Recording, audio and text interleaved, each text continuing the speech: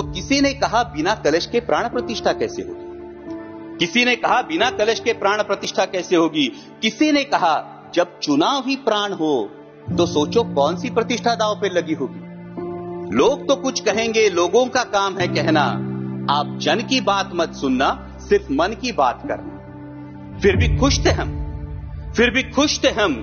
500 साल का सपना जो पूरा हो रहा था, हमारे अंदर का हिंदू भी पूरी तरह से जाग गया था। तो चल पड़े अयोध्या की ओर, राम लल्ला की दर्शन की आस लगाए। चल पड़े अयोध्या की ओर, राम लल्ला के दर्शन की आस लगाए। जो सामने नजारा देखा वो देखकर दंग रह गए। वो 3 मंजिले, 400 खंबे, 32 सीढ़ियां, जय श्री राम का नारा लगाते हुए हम सीढ़ियां चढ़ने लगे।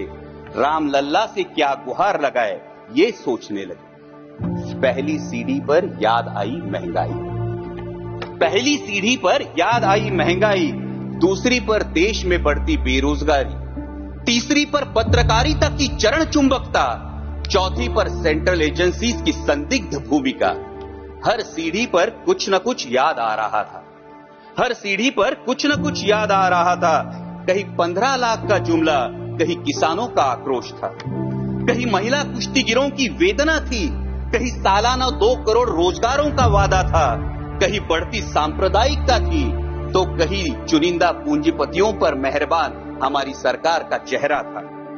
इस वास्तविकता ने झंझोड़ने के बाद, इस वास्तविकता ने झंझोड़ने के बाद भी हम अंधभक्तों की तरह चलते गए।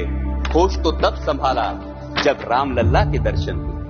हमें नतमस्तक देख राम लल्ला मुस्कुराते हुए बोले, हमें नतमस्तक देख राम लल्ला मुस्कुराते हुए बोले, मैं कल भी था, आज भी हूं, कल भी रहूंगा। जितना इस मंदिर में हूं उतना ही तुम्हारे मन में रहूंगा। लेकिन याद रखना हमेशा, लेकिन याद रखना हमेशा, मैंने त्रेता युग में रामराज जलाया था, तुम कलियुग में जीते हो जहां संविधान ने गणराज जलाया है। धर्म समाज का किनारा जरूर है, धर्म समाज का किनारा जरूर है, लेकिन देश एक बहती धारा है। किनारे को धारा के बीच में लाया तो प्रवाह अड़ जाता है, प्रगति के पथ से हट जाता है।